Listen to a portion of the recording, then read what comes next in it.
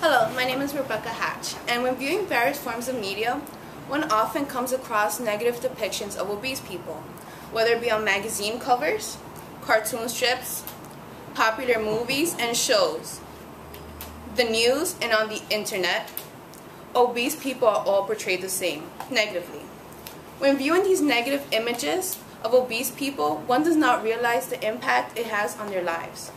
Basing myself on the Universal Declaration of Human Rights, I will be proving that the media does contribute to the defilement of the human rights of obese people, which are the rights bestowed to every American citizen in the U.S. Constitution of life, liberty, and the pursuit of happiness. I will discuss obese people as portrayed in the media, discrimination faced by them in the workplace, and the ridicule and stigma imparted upon them. Knowing that obese people do face ridicule, let's discuss how they're portrayed. The Red Center for Food and Policy states that unfortunately, overweight and obese persons are often portrayed negatively and disparagingly in the media. These portrayals perpetrate damaging weight-based stereotypes and contribute to the pervasive bias and discrimination that overweight and obese persons experience in everyday life. When obese people are portrayed in the media, they're portrayed as over-gluttonous monsters who are lazy, unattractive, and smelly.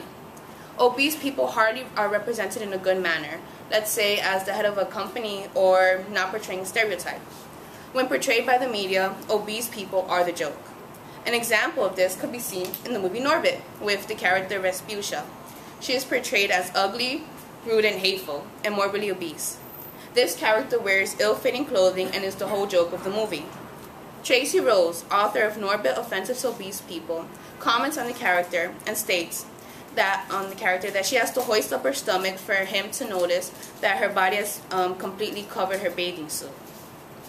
This adds to the stereotype of obese people being showing that they are overly morbid and cannot wear fitting clothes. Keeping these stereotypes in mind, let's see how it plays in obese people's daily lives. Obese people face discrimination in the workplace. Rebecca Fall describes this as unequal and unfair treatment based on one's weight. Fat Chance, it's not easy for obese worker, tells the account of Annette McConnell, who faces discrimination in her job because of her weight. 3 years ago, she was working in sales for a company in Arizona and was tipping the scales at about 300 pounds. She says, "I was told by this manager that they were going to lay me off because people don't like buying from fat people. He told me straight up in my face." Elizabeth Kirsten wrote addressing the problem of obese people in the workplace, states that weight discrimination is a serious problem affecting millions of U.S. workers. Fat people and fat women in particular experience job-related discrimination in hiring, wages, and the terms and conditions of their employment. A study conducted by Christians demonstrates that 60% of fat women and 40% of fat men felt that they have been discriminated against in the workplace. The reason behind this, Kirsten states, are that employers often utilize stereotypes as proxies for worker value. They rely on traits such as weight and stereotypes to make hiring decisions. The Universal Declaration of Human Rights, adopted by the UN after the Second World War, states that everyone has the right to life, liberty, and equality and dignity of rights. Based on the example shown, when obese people are discriminated in the workplace, they are impeded from being able to live a normal work life and have the security of knowing that they won't be fired because of their weight or be promoted because of weight. When judged on weight and not work, obese people do not have equal hiring opportunities as a thin person. They have to work harder to prove their worth and to not depict their stereotypes. Now that we have seen the discrimination of obese people, let's see how the stigma and ridicule they face. Weight stigma or bias generally refers to negative weight-related attitudes toward an overweight or obese individual.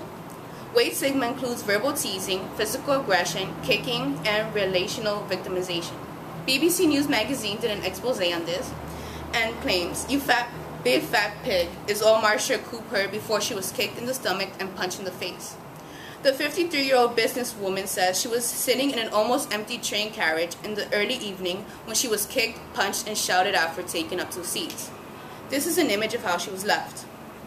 Harriet Brown, a writer for the New York Times, writes, Public attitude about people have never been more judgmental.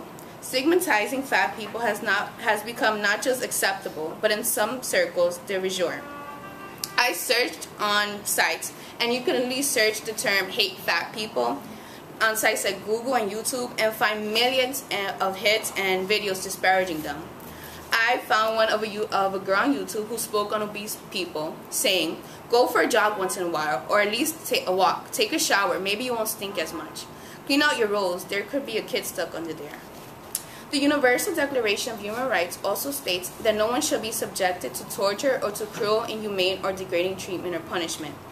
By portraying obese people negatively or allowing people in the media to disparage obese people, the media is subjecting obese people to degrading and inhumane treatment. People forget that obese people are humans. They make fun of them and abuse them both physically and mentally. When you're presented with one image, which is negatively, people begin to believe that about you. To conclude, many do not realize the actual power of the media. When the media portrays obese people with negative stereotypes, such as overeating, it leads to stigma, discrimination, ostracization, hate, and misjudgment. In other words, many loss of their human rights.